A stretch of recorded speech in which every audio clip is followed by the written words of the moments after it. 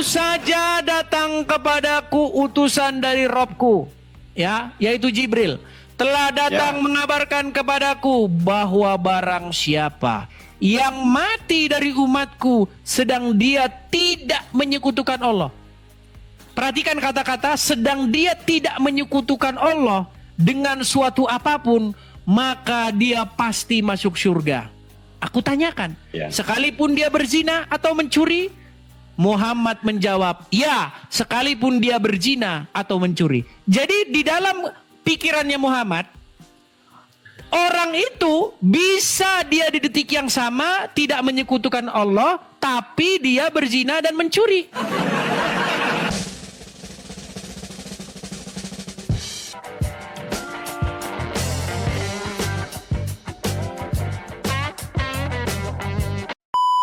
Ya, halo.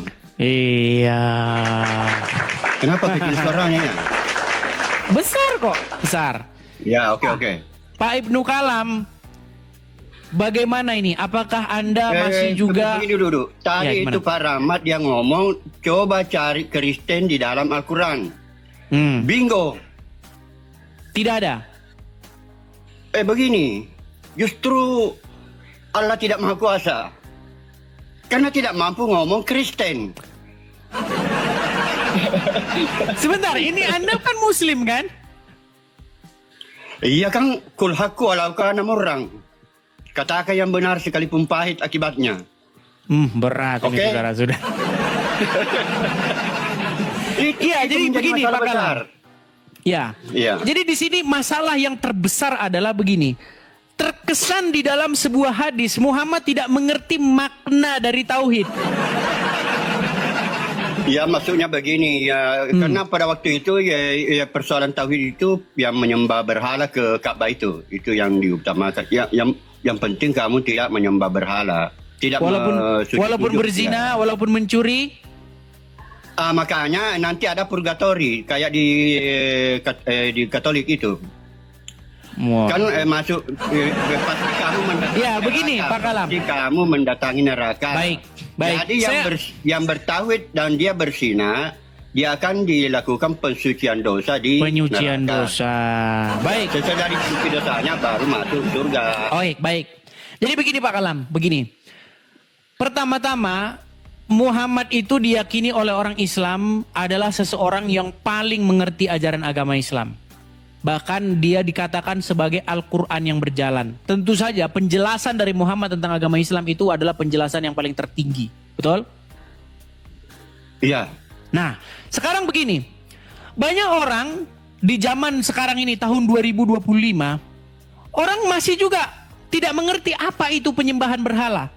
Di dalam hukum yang pertama di dalam 10 hukum Taurat, jangan ada padamu Allah lain di hadapanku. Betul. Nah, apa maksudnya? Banyak orang berpikir berhala itu hanya patung-patung tuangan.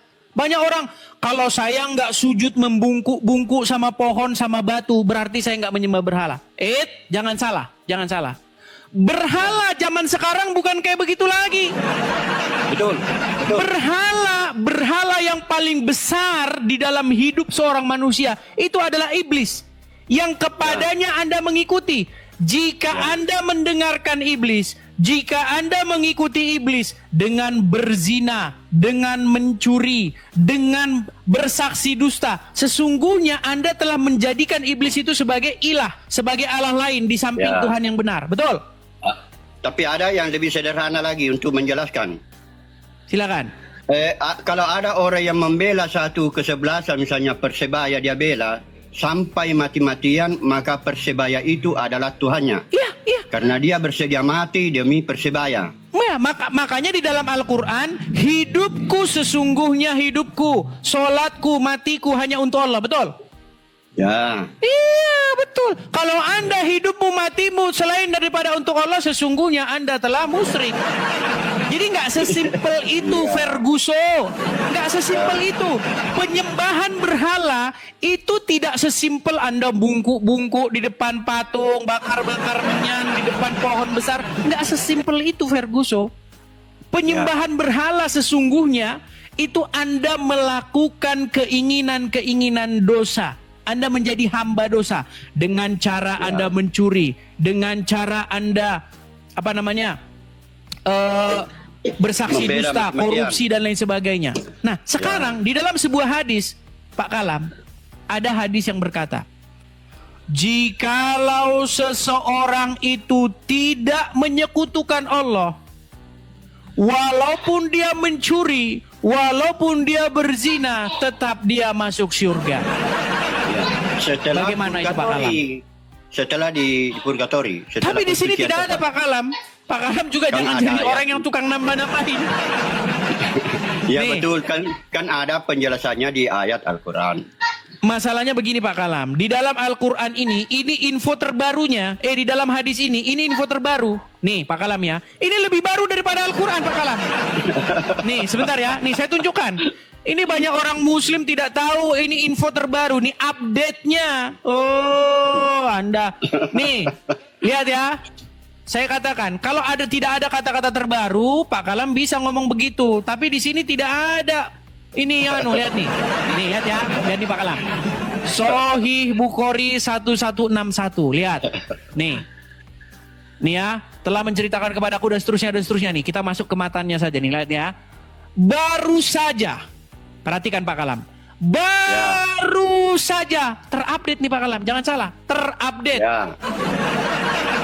Baru saja datang kepadaku utusan dari Robku, ya, yaitu Jibril. Telah datang mengabarkan kepadaku bahwa barang siapa yang mati dari umatku sedang dia tidak menyekutukan Allah. Perhatikan kata-kata sedang dia tidak menyekutukan Allah dengan suatu apapun, maka dia pasti masuk surga. Aku tanyakan, sekalipun dia berzina atau mencuri?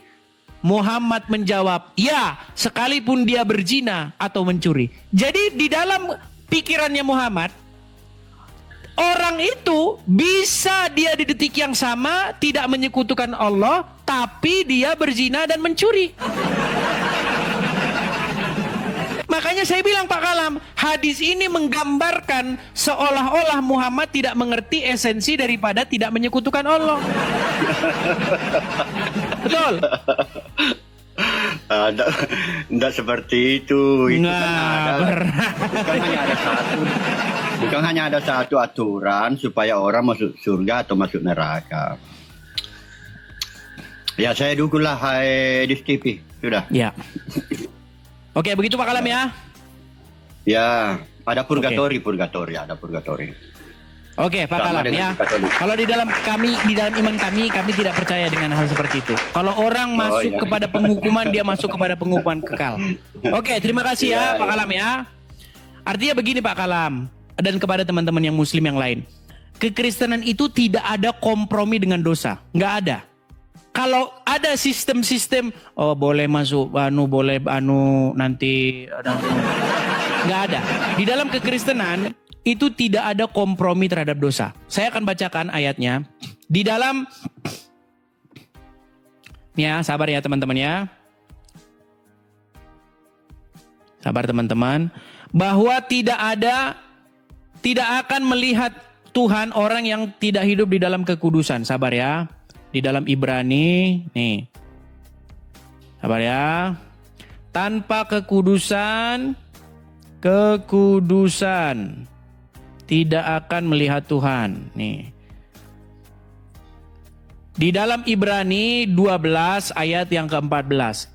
Berusahalah. Nih. Ibrani 12 ayat yang ke-14. Saya tampilkan saja di layar ya teman-teman ya. Nih. Saya tampilkan di layar, saya balikkan dulu. Lihat nih teman-teman. Nih. 14-nya ya. Nih. Berusahalah hidup damai dengan semua orang dan kejarlah kekudusan, sebab tanpa kekudusan tidak seorang pun akan melihat Tuhan. Nih, kejarlah kekudusan. Jelas kan? Nah, beda jauh dengan ajaran Muhammad, beda jauh. Jadi tolong Donditan, Irina Handono, Juma dan kawan-kawan jangan ngemis-ngemis menyamakan ajaran kalian dengan Bible. Berhentilah kalian menyamakan ajaran Muhammad dengan ajaran gimana Anda ini? Beda jauh loh. Ya? Jadi kalian kalau masih seperti itu terus, selama itu pula saya akan terus-menerus menjawab, mengumumkan kepada kalian bahwa yang kalian katakan itu tidak benar. Nih, tadi saya masih kesulitan buka ayatnya ya, tapi ada teman yang bantu ya. Tadi saya masih buka-buka ayatnya tapi belum kebuka.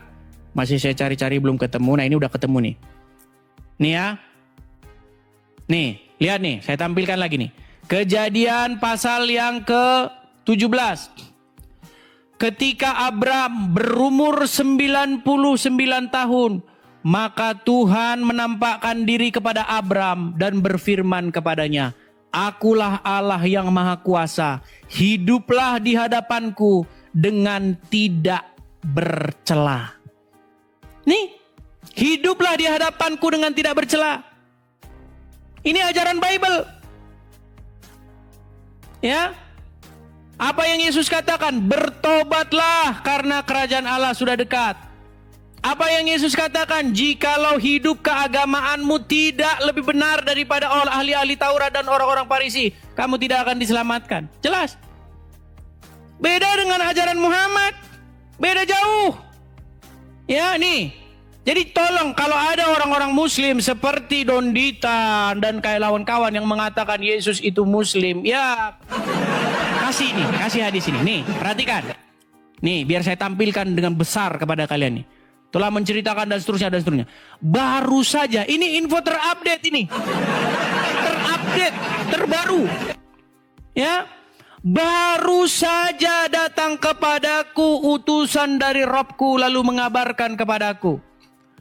Atau beliau bersabda, telah datang mengabarkan kepadaku bahwa barang siapa yang mati dari umatku sedang tidak menyekutukan Allah dengan suatu apapun, maka dia pasti masuk surga. Aku tanyakan, sekalipun dia berzina atau mencuri? Beliau menjawab, ya, sekalipun dia berzina, sekalipun dia mencuri. Jadi, kalau Anda berzina, kalau Anda mencuri, tetap saja Anda masuk surga asal Anda tidak menyekutukan Allah. Nah, masalahnya apa makna tidak menyekutukan Allah? Bukankah kalau orang itu tidak menyekutukan Allah, pastilah dia akan mengikuti Allah? Nah, ini pertanyaan besar. Ayo. Silakan. Nah, jangan nanti gara-gara ini, saudara-saudara, ya, nanti Anda, lanjut korupsi. Yang penting tidak menyekutukan Allah. Nggak apa-apa, yang penting berangkat ke Arab. Katanya kalau pergi naik haji, nanti dosanya akan hilang seperti bayi baru lahir. Nah, silakan ya kepada teman-teman Muslim. Yuk, naik kemari kita diskusi dengan baik.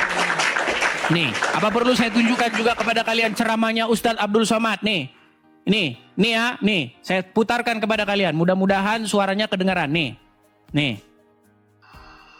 Man qala la ilaha illallah Muhammadur Rasulullah dakhala jannah.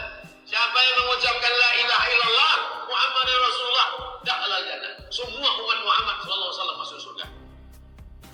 Nabi yang mengatakan, datang sahabat bertanya, wa in zana wa in sarat, bagaimana kalau dia berzina? Bagaimana kalau dia mencuri? Kata Nabi, wa in zana wa in sarat, dia berzina, dia mencuri, tetap masuk surga. Nah, iya kan? Berzina mencuri tetap masuk surga. Ya, itu ajaran agama Islam.